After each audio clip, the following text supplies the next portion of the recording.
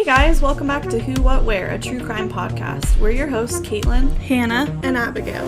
If you've never listened before, just know this is a very chatty girls' night sleepover type podcast. We will speculate and theorize a lot, so if that's not your jam, we totally understand. But if it is, you can tune in every Monday for a full-length episode, and then come back every Friday for a Freaky Fast Friday episode, where we give you the rundown on a case, sometimes unsolved, always freaky, in 30 minutes or less.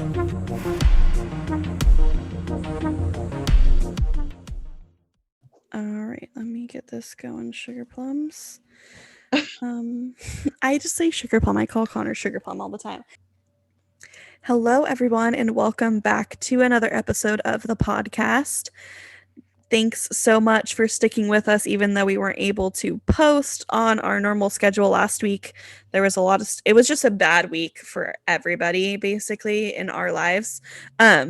So we took a little break, but I appreciate you guys joining us for this episode. And in this episode, we're going to talk about Samuel Little. And he was recently in the news more so than normal. I mean, this guy, let's be honest, has been in the news a lot, like for most of his life, for various crimes. Even if we didn't know it was him back then. Yeah, exactly. But he was recently in the news because he actually passed away. He was old, though. Nothing happened to him. He just had like various health issues. I saw somewhere that he had like heart issues at that point. Yeah. Diabetes, heart problems, and then an other variety of health issues. He was born in 1940, so he'd be 80. 81, yeah. Yeah, so he's that's pretty old. And he had lived, we'll talk about it in the episode, obviously, but he had lived a life of running from the cops, being in and out of jail, basically a transient kind of lifestyle. So you guys already know this, I'm sure, but Samuel Little was a serial killer who confessed to the murders of around 93 victims between 1970 and 2005. That was kind of his killing spree years. There is a lot of speculation over whether or not he actually committed 93 murders or not.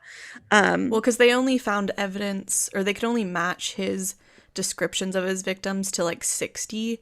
So they could only confirm 60. Yeah, so I mean, it's an interesting case because, we know a lot about Ted Bundy. We've talked about Gary Ridgway on our podcast, two of the most prolific serial killers in the United States. And I think Samuel Little's name kind of gets either missed a lot of times from the conversation, but in theory, he killed over or around 90 people.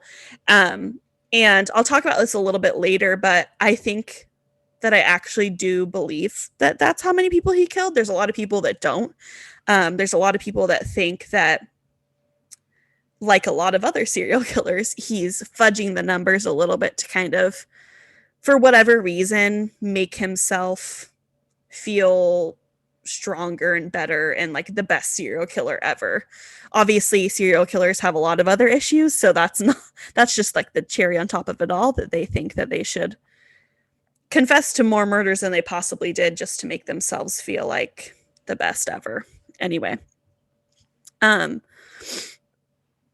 he recently, like we said, he died, but he died in prison, so he was serving a life sentence at this point.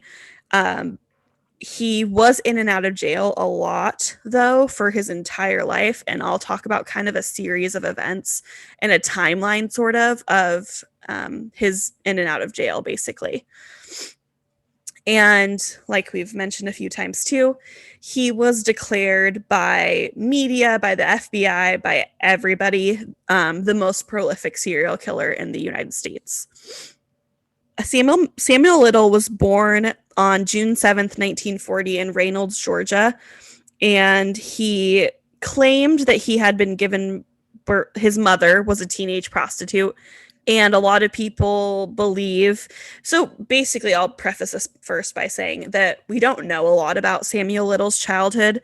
We only know what he has said which isn't much. So apparently he mostly talked about his crimes. Like, he doesn't talk a lot about his early life at all. Yeah. Except for one really weird fact, which I'll get to later, that he talks about his childhood.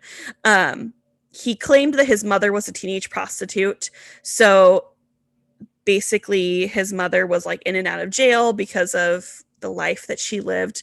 And so a lot of people think that he was given birth to while she was in jail.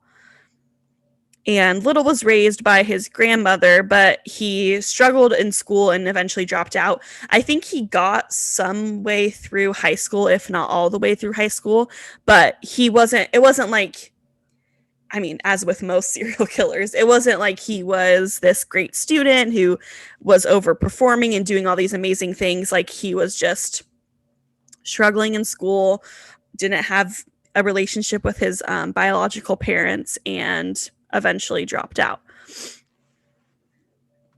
And then this is around the time that his crimes started. So like I said earlier, this man was he knew the jail cell pretty well. Basically, he was in and out of jail his entire life, essentially, his entire adult life.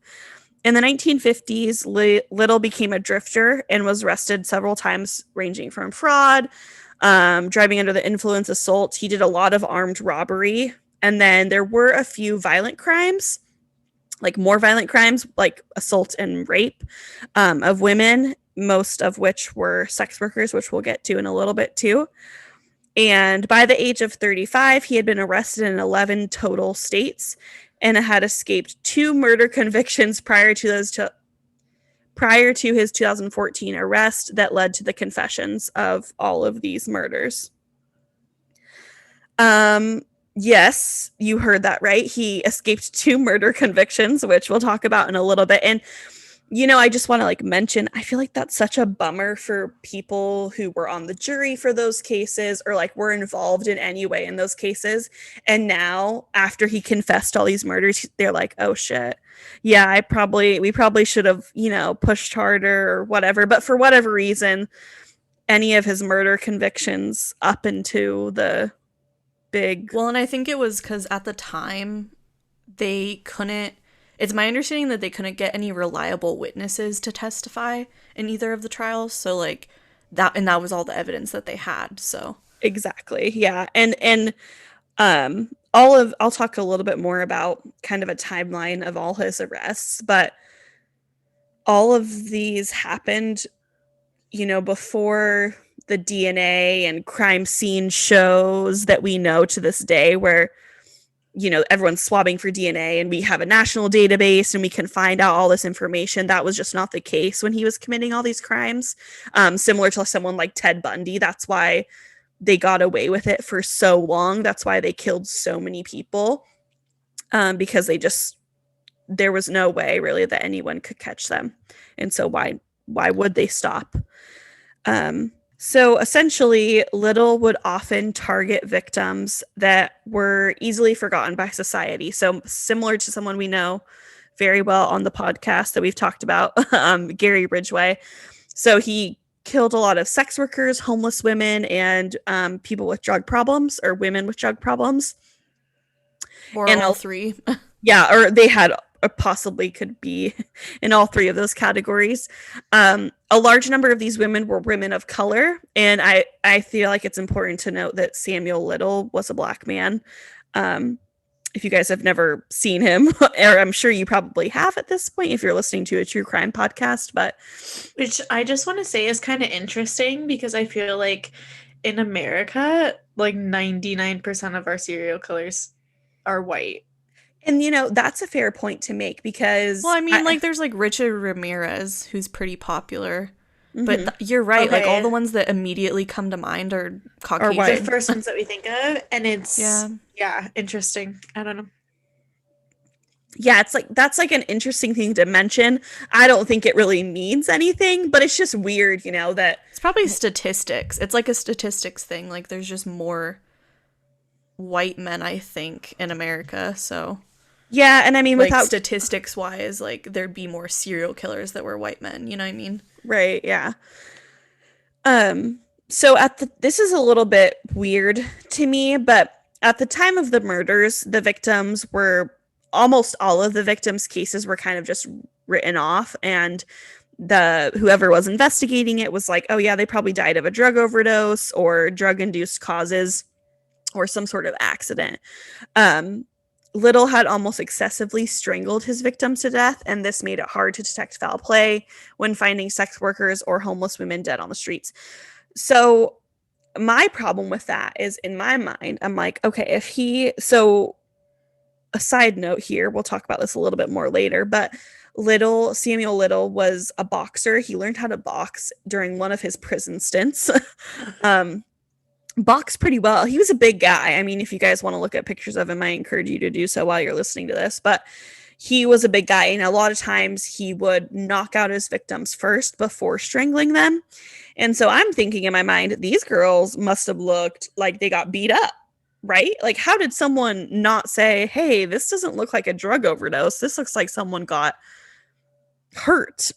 Yeah. Well, not to mention that when somebody chokes you with their bare hands, if they're strong enough to do so, there'd be severe bruising. And it just sounds like there wasn't significant autopsies done. So that means somebody along the line decided it was an accident. Because if it was an accident, they weren't going to do an autopsy to find out that there was a crushed airway or severe bruising or you know what I mean? So somebody decided, oh, it's probably not foul play. It's probably an accident. And that led to them quote unquote ignoring things because they never really got the chance to look at it. I feel like that happens a lot, and that's why serial killers sadly target a lot of transient women, basically, because they feel like they'll just easily brush it off as, oh, it's a drug addiction, it's something related to their work, something like that.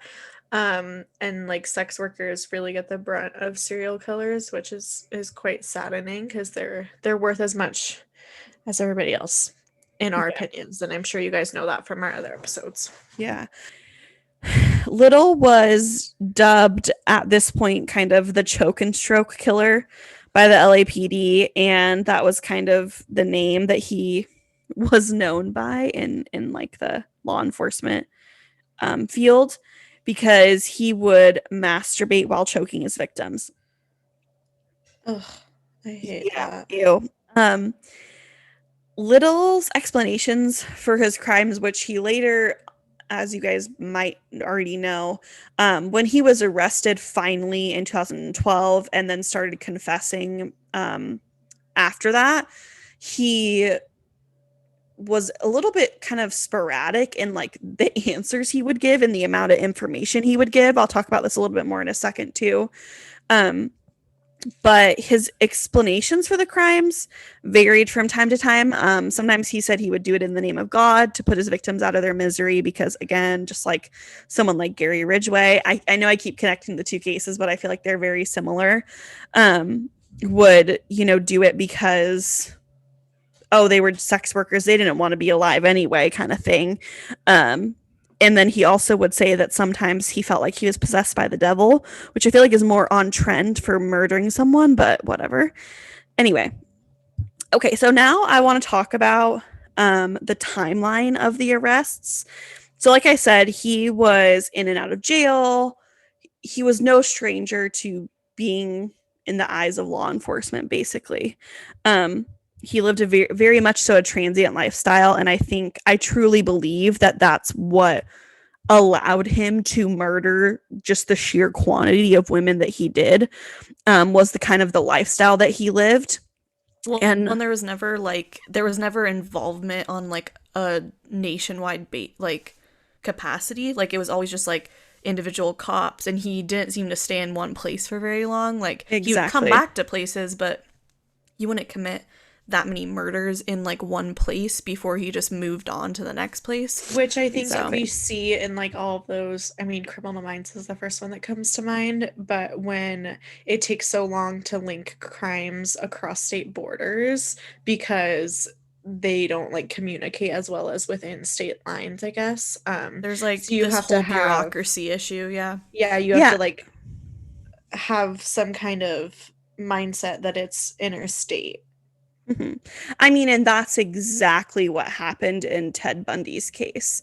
Was Exactly, yeah. he murdered a ton of women, but he would kind of go around the Pacific Northwest and was never caught because at that point in time there wasn't this like national database for cops or investigators, detectives, whatever, to go in and be like, all right, there's kind of these weird MOs going on of these sex workers being choked to death and left on the streets and whatnot. So as far as I know, his first arrest was in 1956, but again, not a ton was known about his childhood. So in 1956 he would have been 16, I believe. Yeah. And this was for a burglary and break-in. So kind of before he sounds so horrible to say this, but before he started killing people, he stuck to just pretty tame crimes of burglaries and break-ins. Some of them were more like violent burglaries or like burglaries gone wrong sort of things. But that's what he mainly did. And that's actually, I'll talk about this in a second too, but that's kind of what he did to essentially allow himself to just survive as an adult. And he was eventually paroled for this crime. Crime is the word I'm looking for. In 1961, he was arrested again for a break-in. So again, that's kind of his thing. He got a 3-year sentence for this. And this was his longest sentence until he was eventually captured for the dozens of murders that he had committed in 2012. And he was at the Ohio State Reformatory Mansfield, or at Mansfield, I think is what it was, which is known for being kind of like the, what's the word? It's like rough, right? It's like a rough. Oh, yeah. It's what Shawshank Redemption was based off of. Oh, yeah. Was that prison. Yeah, so actually eventually, I don't know if it was clearly after he was there, obviously, but that prison was like mandated to be shut down because of how horrible they treated inmates, and just like the living conditions were just horrible. It was in this prison where he learned to box. So it wasn't like he was like a boxer growing up or anything, but when he was in prison, because I guess that's what people in prison do, I wouldn't know, but he learned to box and apparently was very good. So according to him, though. According to him. I think, well, I don't know. I feel like I've seen a lot of people be like, he is just trying to like make himself seem more interesting than he is by saying, oh yeah, I was a boxer. It's interesting because I actually saw a few things that kind of said that he was possibly a professional boxer.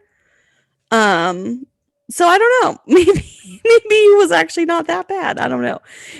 Anyway, so he's paroled in 1964. So again, it was only a 3-year sentence, but it was his.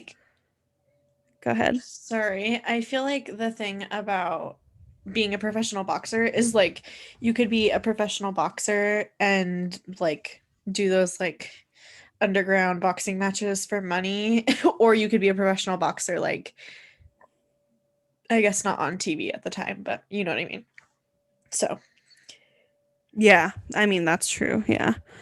He is professional in the Ohio State Reformatory Mansfield, maybe. I'm sure he is. Mr. Shawshank. So he was arrested 2 years after that. I mean, like I said, he couldn't just not do a crime like ever in his life. This poor guy. Which is kind of sad almost. Like this guy, he had some issues. Yeah, as with most serial killers, it's not like they lived this life of luxury and then they just randomly turned to killing. That's just not the case usually. He clearly like struggled, and I think he honestly did a lot of these earlier crimes as a way to make money, especially like the break-ins and everything.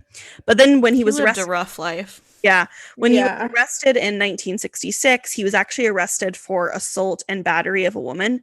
So that was, in my research, the first arrest that was like a violent arrest, or a violent arrest against a woman, I guess.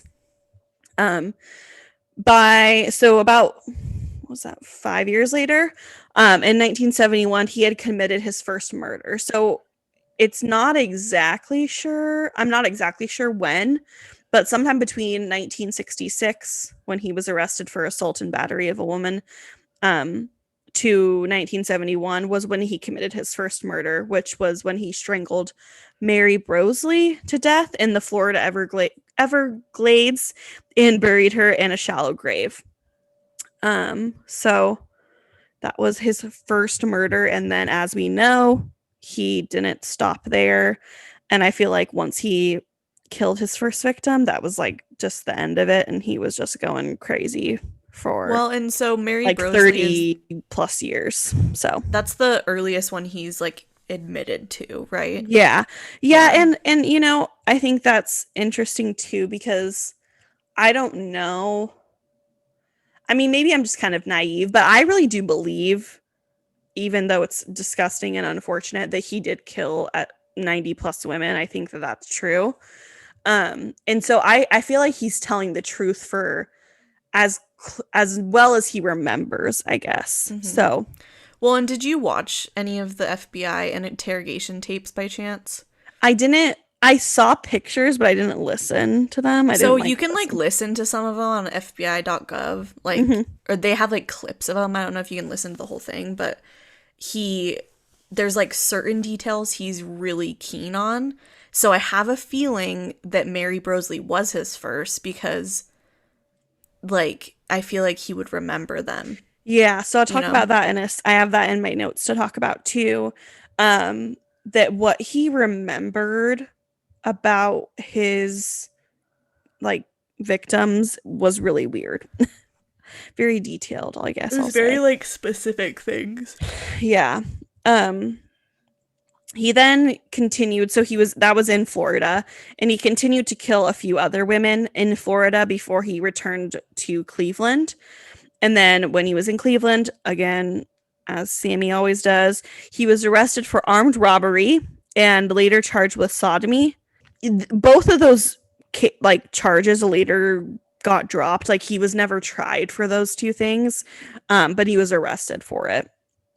I assume whatever armed robbery in that time, he also sodomized the victim of whoever was living in the place that he robbed or working or whatever. It was around this time that he started his long-term relationship with Aurelia, who was also known as Jean, and her last name was Dorsey. So I have a little bit of some fun facts about her. I guess as fun as they could be, I suppose. So they never got married, but they were in a long-term relationship from 1971 to 1988, which was when she died. She was 30 years older than him, and they actually met in prison. She was a master shoplifter, as many said about her. Obviously not that master, because she got caught. I mean, she was in jail for a little bit, but then she kept stealing afterwards. And she died of natural causes. She was not murdered by him. And actually, I'll talk about that later too. What he said about that, when people kind of were like, why didn't you ever kill anybody you loved? He continued to be arrested for an assortment of petty crimes. Like I said, nothing was really too serious. At least at this point, he hadn't been arrested for any murders. Even though he'd committed some. Even though at this point, we're sure that he committed probably close to 10, I would imagine at this point. And it was described that once Dorsey, who was like his, for all intents and purposes, essentially his wife, his life partner, they lived together, they moved around together, they were on the run together, basically. And once Dorsey was asleep, that's when Little would kind of hunt for victims and then do all his killings. I didn't find a ton, because Dorsey did pass away in 1988, so long before he did the majority. I've read somewhere that he did the majority of the killings in the 80s. Yeah. So my point being, I guess, that I didn't find a lot of information about whether or not she knew about any of this and maybe just like kind of turned a blind eye, or if she literally had no idea. I'm unsure, and it's not like we I could don't know. ask her. She's not like a violent criminal though, so No. Yeah, so I mean, I don't know, but like at the same time, they loved each other. Like he said he would do like anything for her. I mean, they were totally in love. So in 1976, Little was arrested after kidnapping and raping a woman, and he was then sentenced to 3 months in county jail. So kind of one of the first, I mean, maybe not first, probably more of like the second or third red flag. I mean, let's be frank, all of the arrests were red flags, but then there was the one when he had the assault and battery of a woman in 1966. Sorry, my hair was like falling out and I couldn't see. I don't know, I kind of been saying this whole time that a lot of his crimes were not very violent. They were kind of just petty robbery and break-ins and whatnot, but then like they kind of got increasingly violent, I think, and then started to involve more women and more kind of started going more towards his what would end up being his murder victims, I guess. So he was sentenced to 3 months in county jail, and I mean, annoyed that it was only 3 months, but whatever. Sounds like somebody else we know. Anyway, he continued to murder and assault women. That's like such a blunt way to put it, but I mean, essentially that's what happened. He never, it's so frustrating like researching this case. He never frickin' got caught, really. Like, even when he got caught, they were just like, oh yeah, 3 months in prison, 2 years in jail, whatever. And it just kept going on and on and on.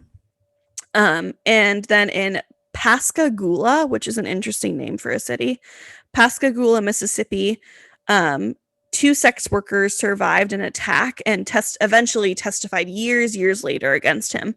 So I put this specific instance in here because I think it's interesting and kind of just, I don't know, adds to this tale that Samuel Little had kind of described to people and it made up in his head that, oh, sex workers, they're not going to, even if they survive, they're not going to tell anybody.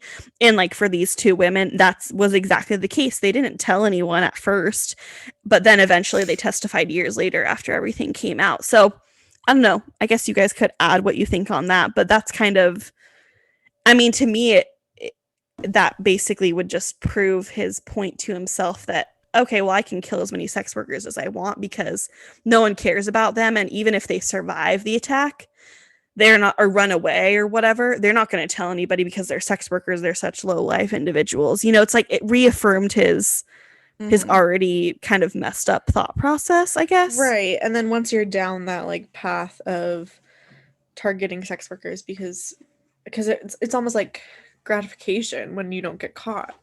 Yeah. And so then you are like, wait, this is working, which is so awful. Yeah. But it just kind of like perpetuates that like victim cycle. Yeah. Well, I feel like even that to happens this- with a lot of even- serial killers.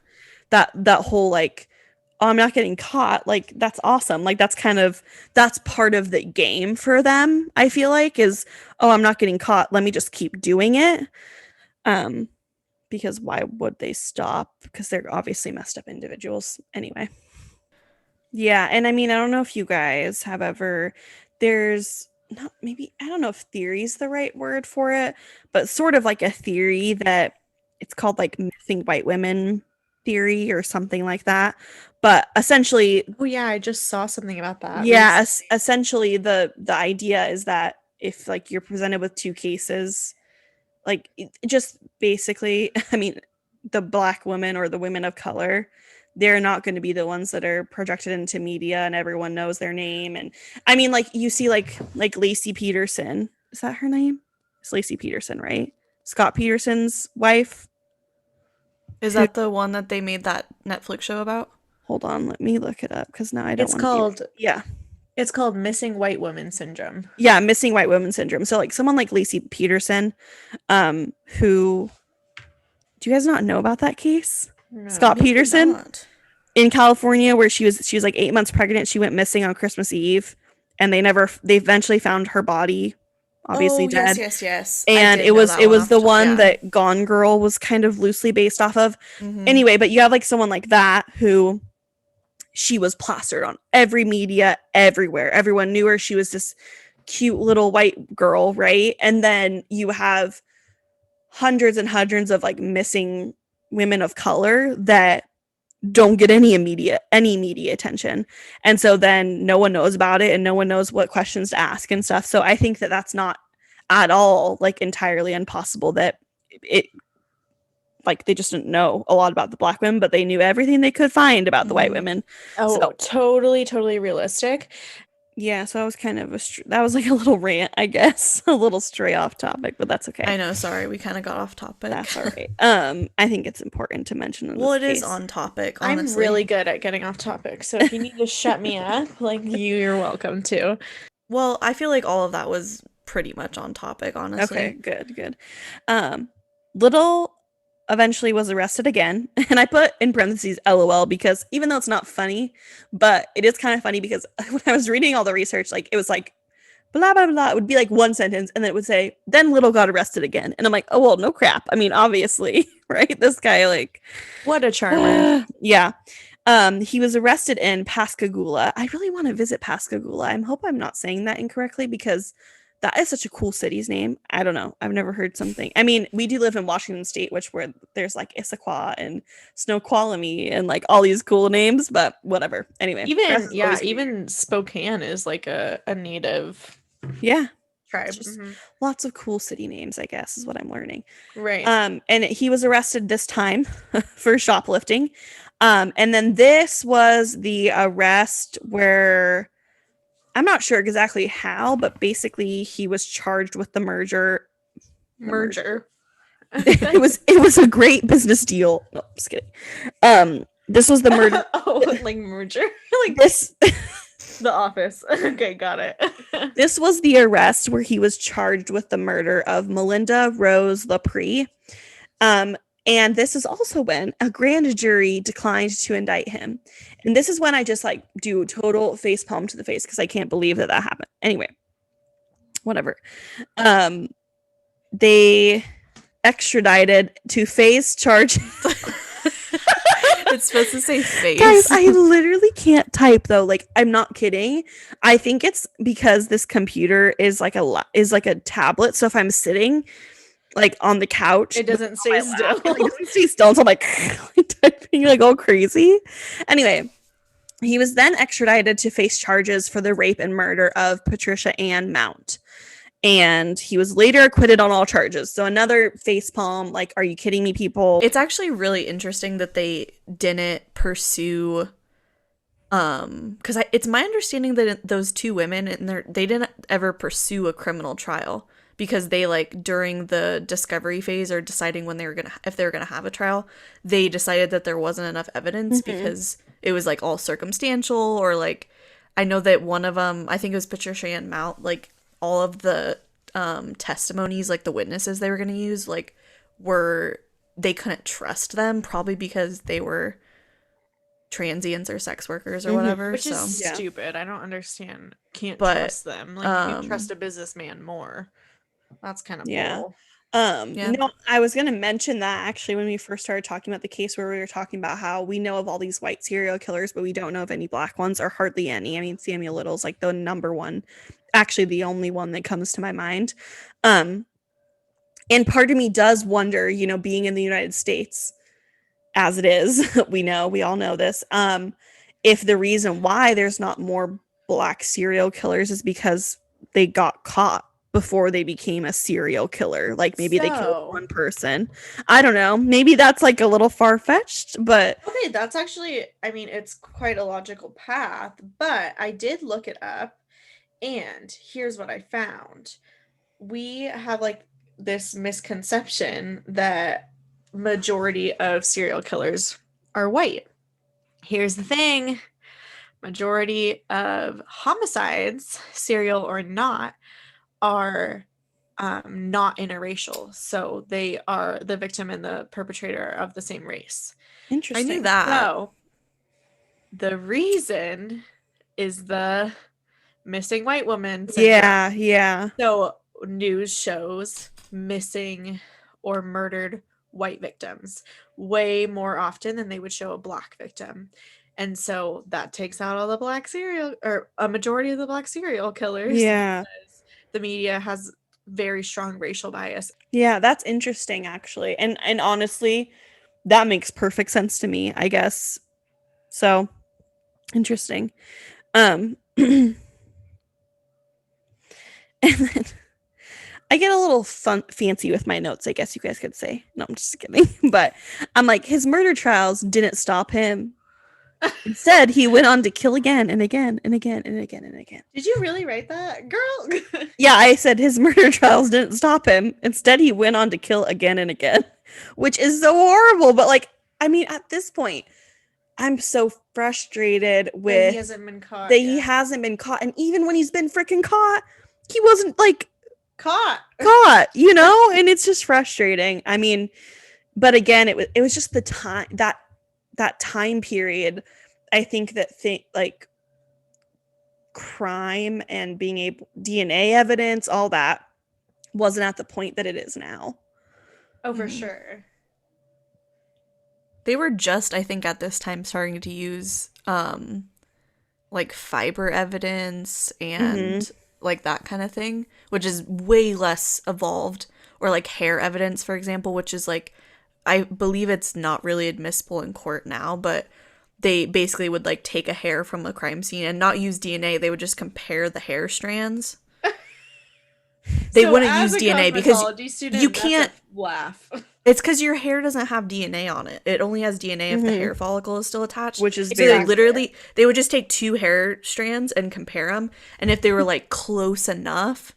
But I think it was admissible in court for such a small period because they were like, oh, like people like us right now, we're like, oh, that's a little weird. Well, because Hannah and we all have very similar hair. Yeah, like, so that's the thing. My point is, don't do anything wrong because they're going to use both of our hairs and they're going to try to compare it. Okay. Oh, so in July 2013, the FBI finally admitted that it's called hair comparison evidence. They finally admitted that it was like bullshit. Good one. At least they admitted it, you know. How charming. Like, that's okay, sort of. Anyway, by 1984, he was arrested for assaulting 2 women in San Diego.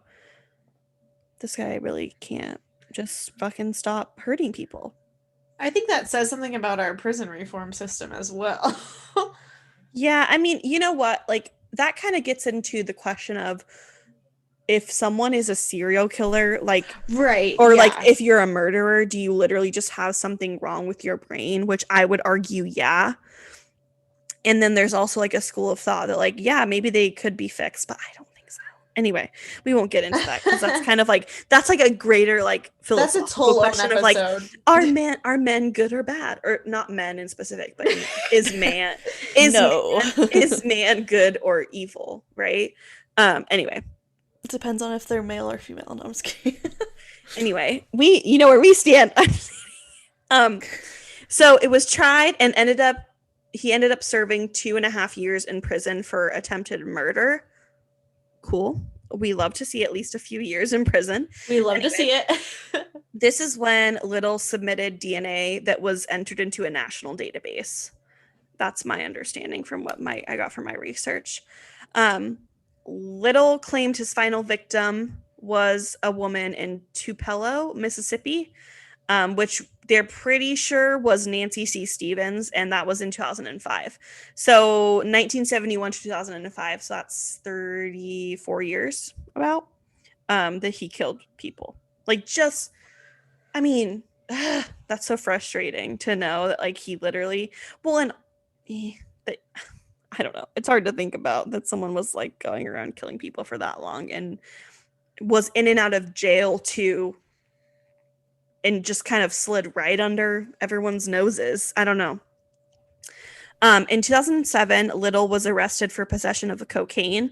So at this point, he was relatively old, right? So like he's getting up there, 67, yeah. And he was arrested for possession of cocaine. whatever, who cares? And he pleaded guilty, but he never showed up to court to the court order he never showed up to the court ordered rehab, and so then a warrant was issued for his arrest. He was and then it took a while. It wasn't until 2012 when he was linked to the murders, when there was a match with Little's DNA. So then I'll jump into kind of what that looked like. So he was in a Kentucky homeless shelter at the time that he was picked up on September 5th, 2012, for, like I said, that drug charge in LA. So basically, he was arrested for possession of cocaine. He said, yeah, that's true, I had cocaine. But then he never showed up to the court-ordered rehab, and so they issued a warrant for his arrest. But then he was nowhere to be found, and so they tracked, like, his social security or something. They tracked something related to him, and they found him at that homeless shelter, which was where he was picked up. And then when his DNA was tested, it was matched to samples taken from 3 homicides of Carol Alford, Guadalupe Duarte, Apodaca.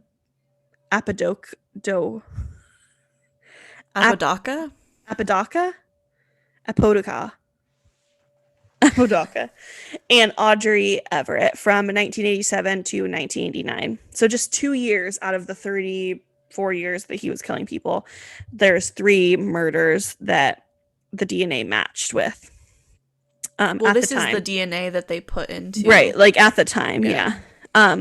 For these 3 murders, he was found guilty and sentenced to life in prison, because it only takes 1 murder to sentence someone to life in prison. Apparently, it takes like 5 attempted murders, though, to like not put anyone in prison for any length of time. Whatever. I'm a little salty about that, I guess. On the day of the verdict in 2014, Little was still claiming innocence. So like I mentioned earlier, he's an interesting guy to like listen to or read his confessions. To understand. Obviously to understand a serial killer is kind of a weird thing. It doesn't happen very often. But he had a lot of kind of contradicting confessions, and he was claiming his innocence up until he basically didn't and started confessing to a bunch of stuff. The FBI entered Little's information into VICAP, Violent Criminal Apprehension Program, and this revealed his possible connections to unsolved murders across 19 states. And he was later convicted of murders in only 3 of these states, which was Texas, California, and Ohio. Yeah, so it's my understanding that all of the work that the FBI is doing to find out who his victims were is more for like closure for the families, because he's already, right now as we speak, he's dead. But, yeah. So like Texas, he was convicted, and that added, because he technically was serving 4 life sentences at the time. I can't remember what other murder he was serving a life sentence for, but there was never any like formal convictions really, other than like 5. I think it was the 3 in California, 1 other one, and then or 2 other ones. I don't know which one was in Texas and which one was in Ohio, but yeah. And then you started writing this sentence, which I don't know what you're going with this. It said Samuel Little began confessing. I don't know if you're on the notes. And then he said he would often ramble on about the car he was driving, and then that's it. So that's all she wrote. I watched like a couple of the clips that are on the FBI's website. They're kind of cool, honestly. I'm kind of like weird about that. Like, I think it's interesting to see like how people serial killer, how he thought. Yeah. Yeah, and like he will just go off on these like what appears to be a tangent, and he'll just be like, "Oh yes, I remember that woman," and he'll like start drawing her picture, and he'll remember exactly the car he was driving, but he doesn't remember her name. He'll like remember really specific things like that he ate that day, but then he'll get really excited about like the prospect of it. Like he gets like excited on it on camera, because he like remembers so the thrill of it, because obviously he got pleasure out of it, so that brings me to my section I like to call Hannah's fun facts, which again, they're only fun facts for a true crime podcast. They're not actually fun, and kind of weird stuff that I found during my research. So kind of like what Caitlin was saying, basically the only way I can describe it, he was incredibly detailed in his description of the killings and the victims, but only like selectively detailed, I guess. So let's start with the fact that, like Caitlin was saying, he really was excited by murdering women like this. So he once, during his confessions, recalled that he had developed a fetish for women's necks at a very young age. So he claims that when he was in kindergarten, he saw his kindergarten teacher touch her neck and he was sexually aroused at this point. I don't know if that's like biologically possible, but that's besides the point anyway. So yeah, that's disgusting. But I mean that clearly shows why he murdered his victims the way he did. He was married once and then he was in 2 long-term relationships, and he said, like when he started confessing and everything, that he never looked at their necks because basically he knew he couldn't resist the urge to kill them if he would have looked at their necks. So his wife strangle him. Yeah, his wife to strangle him. Yeah, his wife and 2 girlfriends, he said anyone that he loved, he never looked at their neck. All right. Okay. How'd you look at their face then? Anyway. Very carefully. Very carefully, otherwise he would just go crazy. I mean, literally, that's like basically what it seemed like in the research, was that he literally didn't trust himself to not murder somebody, which is like crazy to think that. Anyway, and then like I was talking about him being like weirdly detailed, he would sketch. So right now, if you guys have not seen the sketches of his victims, he sketched out victims of around 16 of the unidentified victims that he had killed. And they are incredibly detailed.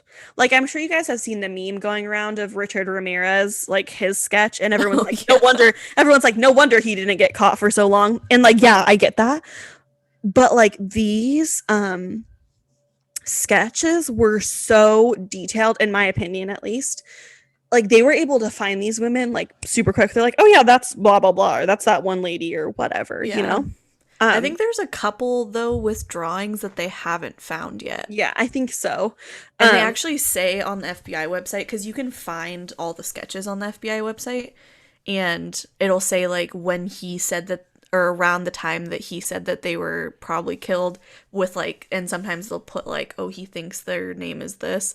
And they say on there, they're like, their Little's like recollection sometimes was like not very complete. So like if there's certain details, like don't let that be the reason that you don't think it's your person, you know, like don't let that like deter you from being like, oh, maybe this is somebody I know that got murdered around this time, or like disappeared or mysteriously died, or because there was like a lot of little things that he probably didn't get right, but he wanted to be right because he would get so passionate about like these murders, honestly.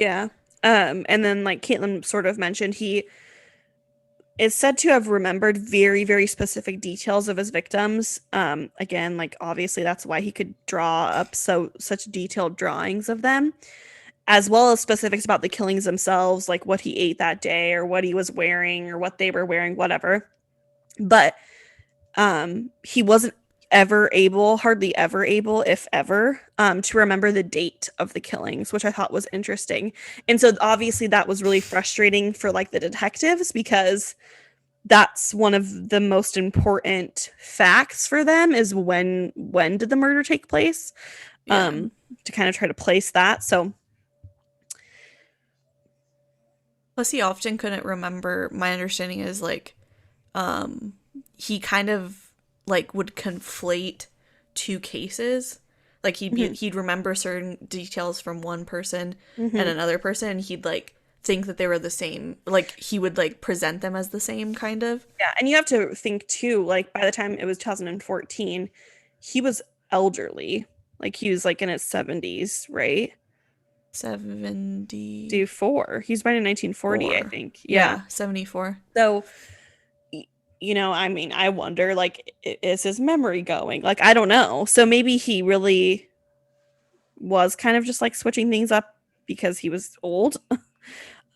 Which again is like why it's really annoying that they didn't catch him earlier on when he was in better health and they could actually try to get more out of him and whatnot. Anyway, though he could describe his victims and their killings in great detail, he could never really say why he did it, even after he had begun opening up to investigators. I mean, obviously, we know why he strangled them. It was because he had some weird fetish with that. But he mentioned later in like one of his confessionals or interviews or whatever that killing was like a drug to him, and he began to kind of need it, basically, which is kind of the case for most serial killers. I feel like that's like a pretty basic storyline for most killers. He said he claimed that he had begun confessing because he was hoping to exonerate anyone who was wrongly imprisoned for his crimes, because like we said, he had murdered in so many different states that like the ones that they found people for, they weren't, I mean, obviously it wasn't Samuel Little, right? So I don't know. Take that with what you may, I guess. I don't know if that's like really a great thing, but it is interesting that that's basically what he said his reasoning was that he was hoping to kind of get those people off and not, sentenced to life in prison or whatever.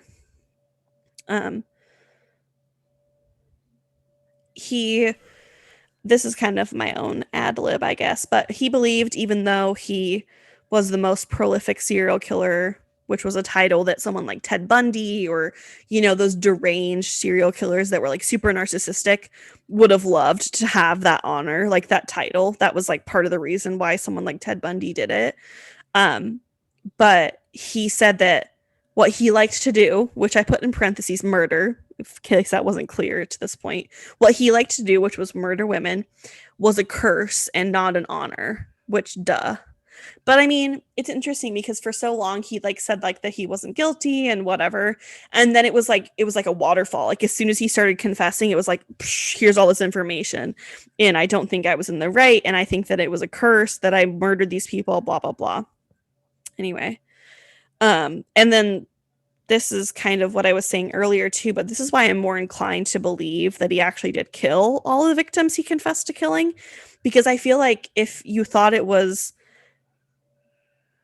didn't think it was a curse, like why would you? I mean, it felt like I don't know. Maybe you guys can kind of add some stuff here too, but I feel like he wasn't confessing all of these murders for fame or to become the most prolific serial killer. I think he was doing it because he literally committed all these murders, and like Caitlin said, when he thought about one of the murders he committed, he like got excited and was like, oh my god, I need to tell everybody. Yeah. Well, and it's so as far as like the timeline of his confessions goes, I did want to like mention that the reason that he ended up doing the drawings in the first place is because he was being interviewed by a Texas Ranger. His name is James Holland. About like a murder. He was trying to solve this murder of a prostitute from like the 90s. Mm-hmm. And he knew that Little like enjoyed drawing. And so he brought him like a bunch of like art supplies, and that's when he got into like the habit of like sketching out what he remembered, I guess.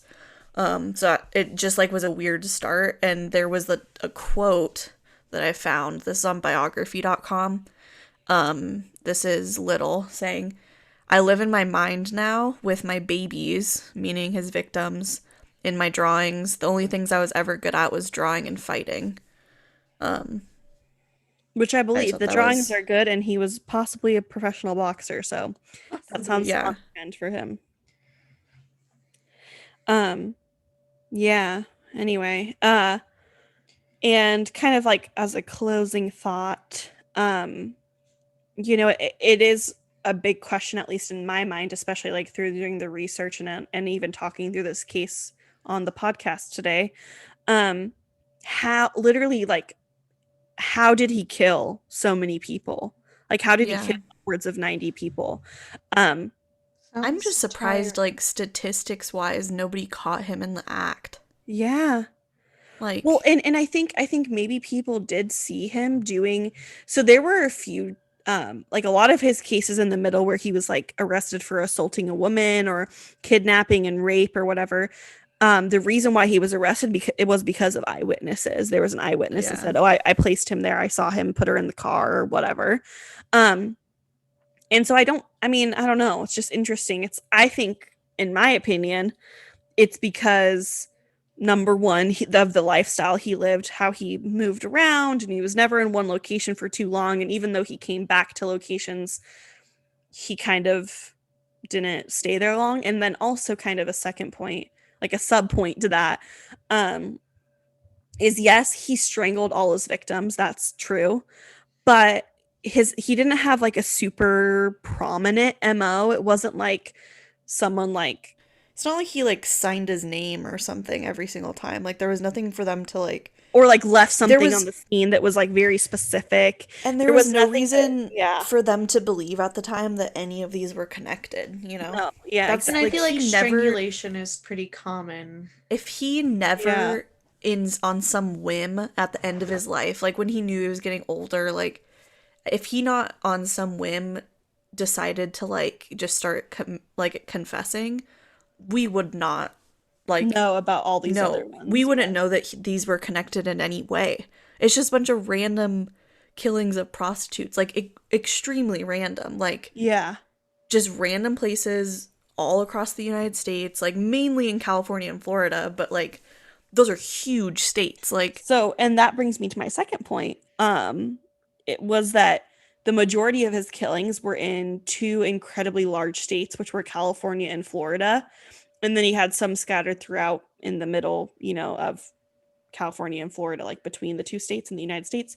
But I think that's a good point, obviously, because I wrote that down, that um most of his killings were in these like huge states, and like even within like between counties, back then it wasn't like, "Oh yeah, did you hear about that lady that was strangled? Oh, I had someone that was strangled. Let's there was, chat like, about no, it." not Yeah. to mention that these were,